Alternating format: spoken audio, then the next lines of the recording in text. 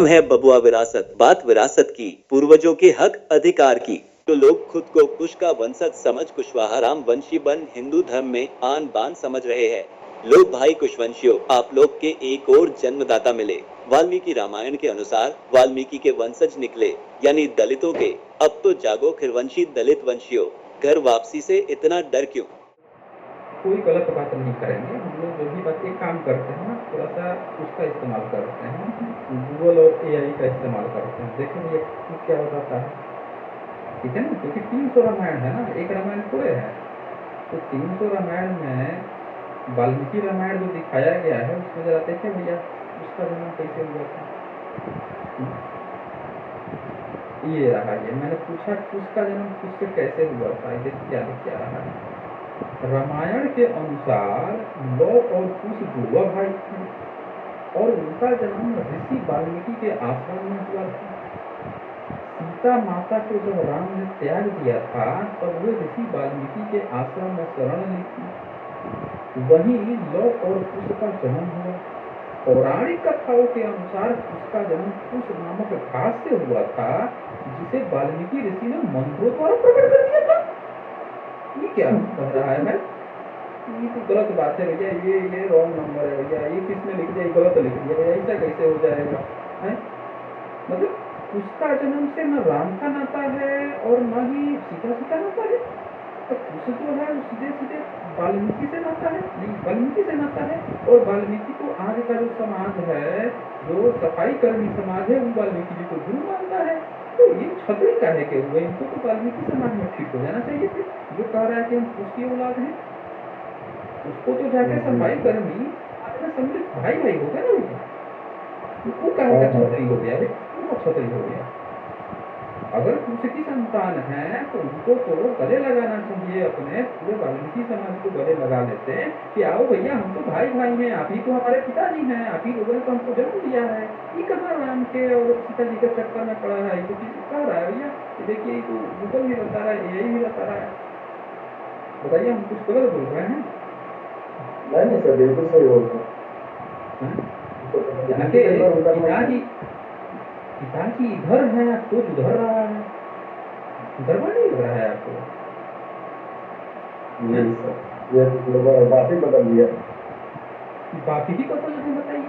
मतलब एक नियोग की बात को तो समझ में आती, नियोग भी नहीं तो साफ साफ लिखा हुआ है, मंत्र से पैदा हुआ है, वाल्मीकि से पैदा हुए हैं, वाल्मीकि को पिताजी मानते हैं, पूरा भाई कर्म समाज मानता है। आई छतरी बने घूम रहे हैं, छोटा छतरी, बड़ा छतरी, खुला छतरी, लेटा छतरी, बैठा छतरी, कहाँ इधर घूम रहे हैं? लिखा हुआ है, हम कुछ नहीं बोल रहे हैं भाई, ये सब लिखा हुआ है। जाके चेंज करे भैया, कौन लिख दिया है, क्या लिख दिया, किधर से लिख दिया है। वाल्मीकि रामायण में जो सीरियल आता था उसमें क्या दिखाया था? उसमें तो यही सब दिखाया था। अगर ये काल्पनिक है तो कुछ कैसे कुछ से उसका कोई कैसे वंशज हो सकता है? अगर रामायण महाकाव्य है तो फिर उसका कोई वंशज कैसे हो सकता है?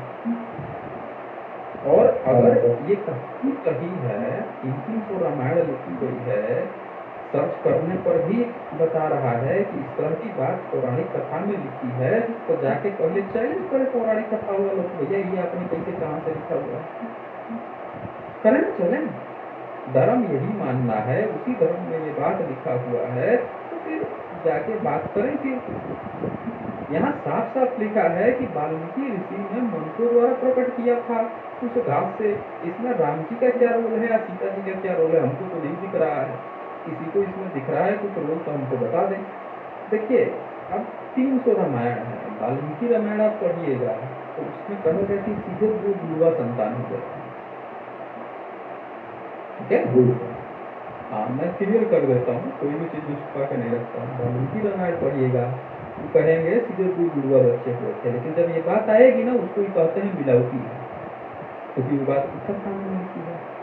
और उत्तरकांड को ये सब ही खुद ही कहते हैं कि मिलावटी है, यानी ये खुद ही नहीं मान रहे हैं। अब ध्यान से सुनिएगा मेरा, उत्तरकांड को ये लोग मिलावटी बताते हैं, मानते ही नहीं है, जहाँ पे लिखा है कि सीधे जुड़वा बच्चे पैदा हुए। दूसरी बात की 300 रामायण है, उस 300 रामायण में से ये भी चर्चा आई है कि एक बार सीता जी जा रही थी लौ को लिटा के पानी वानी कहीं तो जा रही थी तो क्या हुआ कि उनको याद आया कि हमारा बच्चा तो वहाँ ऋषि को ध्यान में रहते हैं तो भाई वो जो है कोई जीव जंतु आके खा गया तब क्या होगा। तो वहाँ पे ऋषि को बोल के गई थी, आ गई तो देखिए ऋषि को ध्यान में है तो बच्चा अपना लेके चल दी। जब चल दी ऋषि का जब आँख खुला देख रहे हैं बच्चा तो है ही नहीं, अब क्या होगा, अब तो फंस गए हैं, अब तो हम फंस गए भैया, अब क्या होगा। तो उन्होंने कहा यार एक मैं बच्चा बना के यहाँ रख ही देता हूँ, नहीं तो हमको लगेगा पाप। हमको कह के गए थे कि हम देख रहे करेंगे, तो उन्होंने मंत्र छूटे और ये करके घास वास से बना दिया। अब वो वहाँ से लौट के आई तो देख रहे हैं कि हमारे पास बच्चा है, बच्चा कहाँ से आ गया। अब दोनों पालने लगे, ये तरह रामायण लिखा था। अब सोचे कि लोगों ने इस तरह की कहानियां, किसी में कुछ लिखा है किसी में कुछ लिखा है, जब 10 जगह पे 10 बातें लिखी होती है ना तो सत्य नहीं होता है, समझा ना, सत्य नहीं होता है। और वैसे भी वाल्मीकि रामायण की रचना ही मानी जाती है, बहुत बाद में हुई है, तो उसका ओरिजिनलिटी से क्या मतलब है। वो खुद ही वाल्मीकि खुद ही पहले ही चैप्टर में लिख रहा है तो यह हम तो ये सुन के नारद से सुने थे, उसी को विस्तार करके लिख रहे हैं। अब बबुआ विरासत भी कह रहा है, मूल निवासी किसने जाति बनाकर हमारा विरासत छिना, जागो मूल निवासी जागो।